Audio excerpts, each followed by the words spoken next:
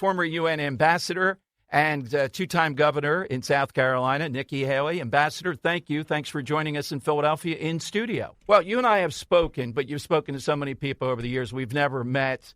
Various books, various things of that nature. And I just took away your family experience, the immigrant experience, the accounting background, the striving to do that. It truly is the American dream. You know, I mean, my parents came here because they wanted a better life for their family. And they came here with $8 in their pocket. They came here legally. They came here the right way. And, you know, they look now at what's happening, and they're offended by those people that are coming illegally. But I'll tell you, the most amazing part of all of it is legal immigrants are more patriotic than most Americans these days because they appreciate how wonderful this country is. They appreciate that if you work hard, you can be anything you want to be. And there was not a day that went by that my parents didn't remind my brothers, my sister, and me how blessed we were to be in this country. It shows, too, and I was going to ask that because I was talking to a candidate the other day about, it was Doug Mastriano, who's running for governor, and I asked him in your stump speech, he just says, why just give solutions for Pennsylvania? Relatability, talking about your family experience, your background, and matching it to the issues of today, that's exactly the thing I think a candidate should do. Absolutely. Look, right now, we want normal people in office. We want real people in office that come with life experiences, that understand the value of a dollar, that understand what safety means, that knows what the rule of law is, and that they can identify with everyday families. It's hugely important right I like now. how you said the word normal, because I've right here on my notes, John Fetterman, not exactly normal. I don't know if you were aware of this guy. A lot of people were not. I have been because in the middle of an interview, he just said, what the hell is this, when I asked him a hard question, and hung up the phone. So I've been studying for quite a while. But it's not normal to have your parents provide for you till you're 49 almost completely. And it's not normal. Dr. Oz's staff tells me he's got 3 or 4 murderers that he got out of jail on his paid staff now. Well, I mean, I think there's a problem when you've got a guy who wanted Bernie Sanders to be president, right? A guy who says he wants to tailor himself like Bernie Sanders, a guy who thinks that you should let a third of, murderers out of jail, a guy who believes that he doesn't know which tax increase he's going to be for until he sees it, and we all just need to trust him on that. You know, a guy who literally just goes and says whatever he wants to say, but just tells you at the end of the day to trust him, but he won't even debate. You know, there's a lot of things there to unwrap. But more than anything, what we're seeing is liberals have become so elitist. You know, this is the party that says, we'll spend your money for you. We'll control your life for you.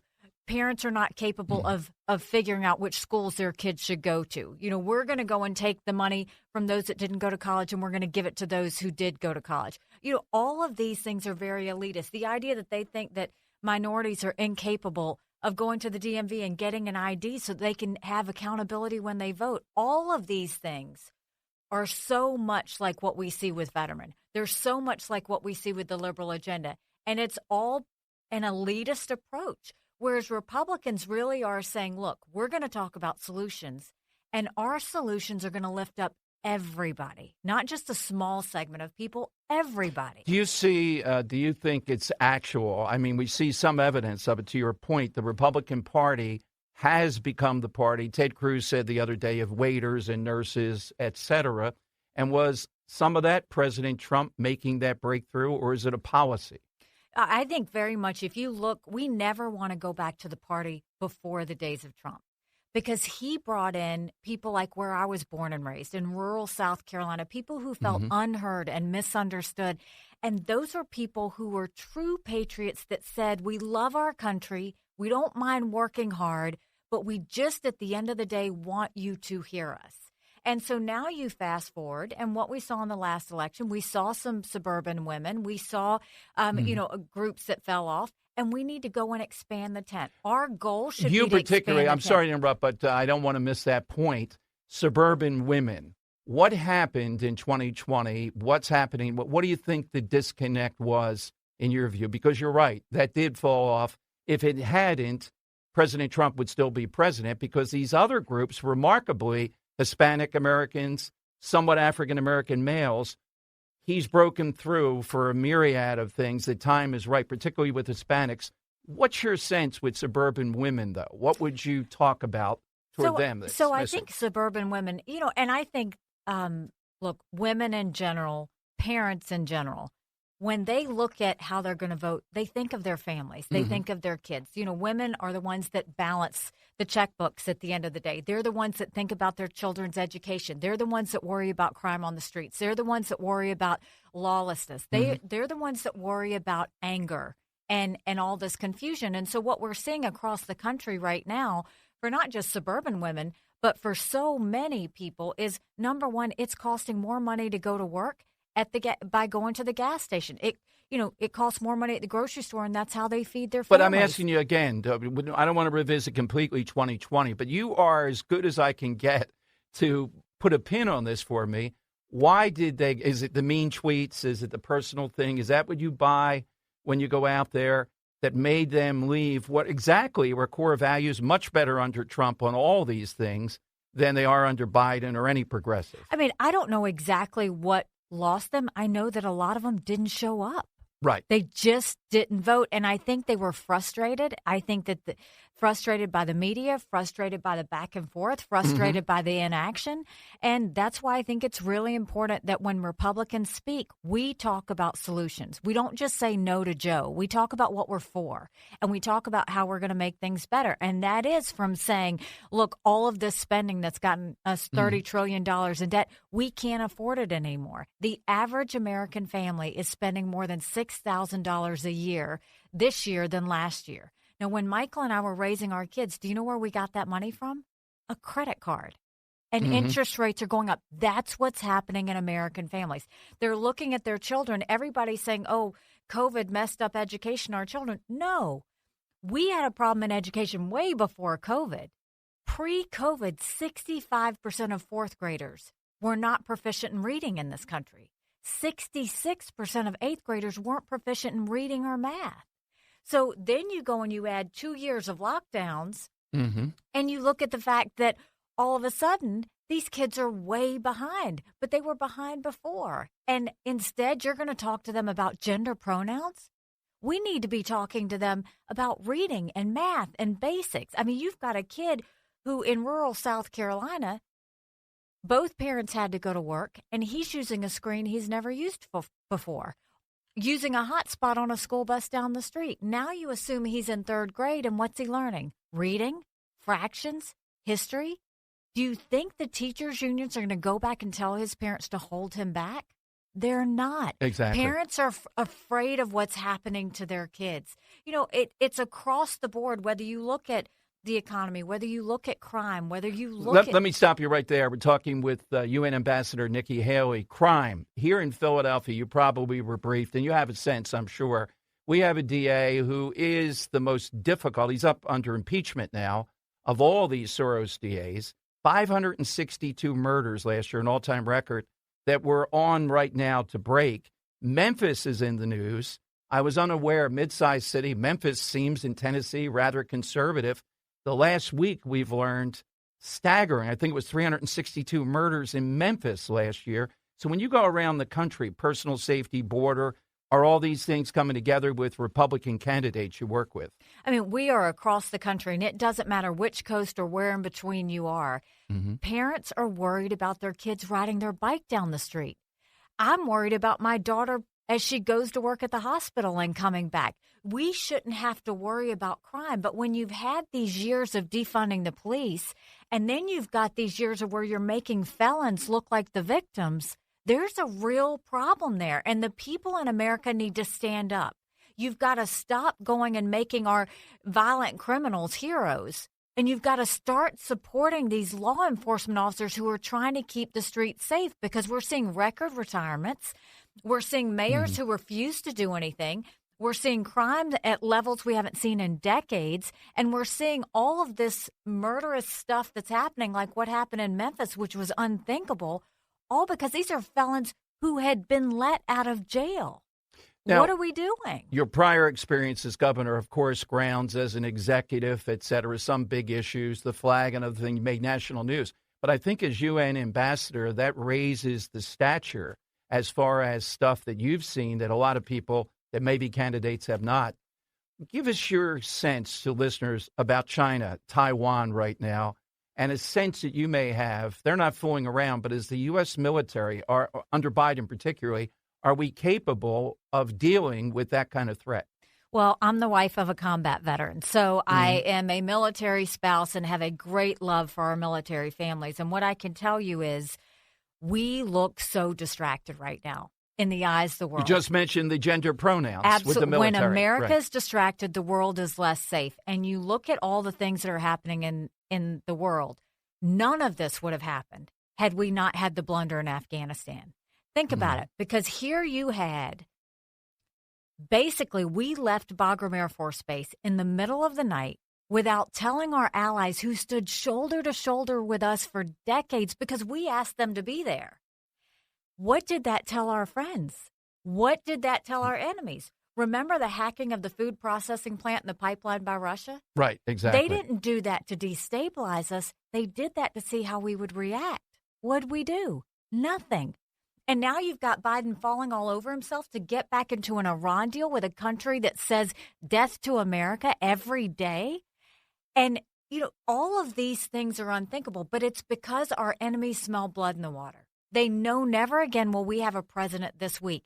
And when all of this is happening, and you look at China building up their military, they've got the largest naval fleet in the world, more air defense systems than we do. We're watching them modernize their military. With all of this happening, you know what our military is doing? They're having to take gender pronoun classes. Exactly. We have Ambassador Haley with us. Sad to report, I didn't know it was this close, Nikki Haley, but Queen Elizabeth has passed. Oh, yeah, and I don't know in your role as UN ambassador if you ever cross paths, but maybe you can talk a little bit about the Brits. And I'm not a big fan of some of the frills of the monarchy, but this woman in history is one of the greatest historical figures, maybe arguably the greatest female figure of the last 100 years or so. And you've written the book Leadership, particularly if you want something done, get a woman to do it.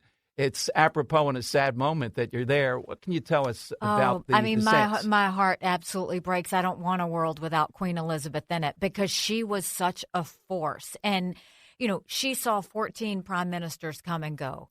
But the consistency of leadership that she showed to not let things get overly political, to make sure that they represented, that make sure they stayed patriotic was really remarkable.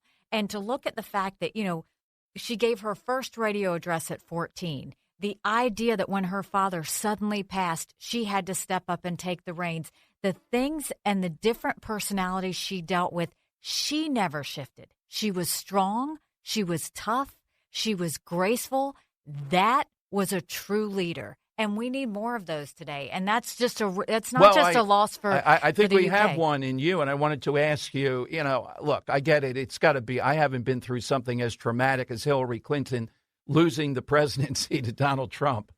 But making it that it's just misogyny, that's the reason out there. Give me a sense as a leading female candidate, as a much in demand surrogate and female, what the challenge is, if there is. How would you phrase it? Hillary Clinton comes across as a whiner to me, but I think there are real challenges for a woman that are a little bit different than a male candidate.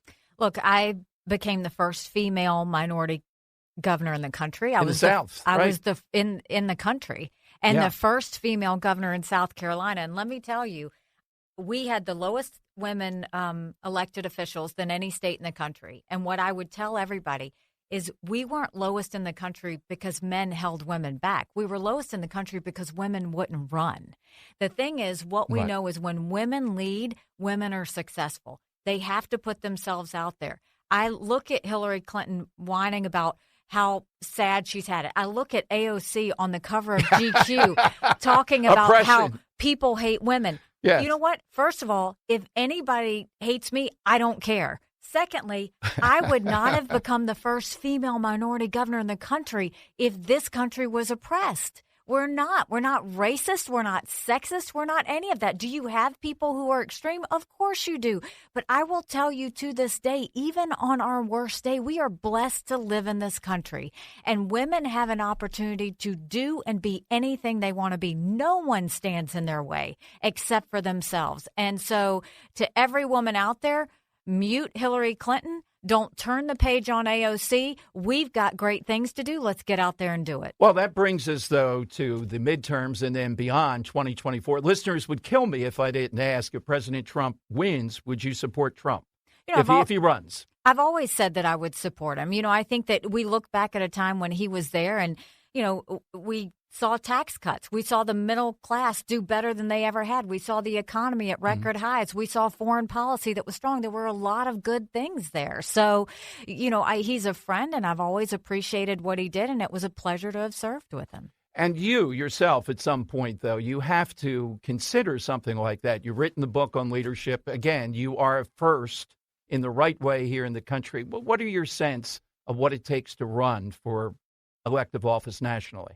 Look, I think we're at a crossroads in our country from the standpoint that we don't just need someone who can lead domestically. We need someone who can lead from a foreign policy standpoint. We need someone who can do it unapologetically. We need someone who can make the country proud and sit there and get us back on safe, solid footing. And I think that means understanding that families need to feel in control of the money that they have. They need to feel in control of their lives. They need to know that our country is safe, and they need to know that the world is becoming more peaceful.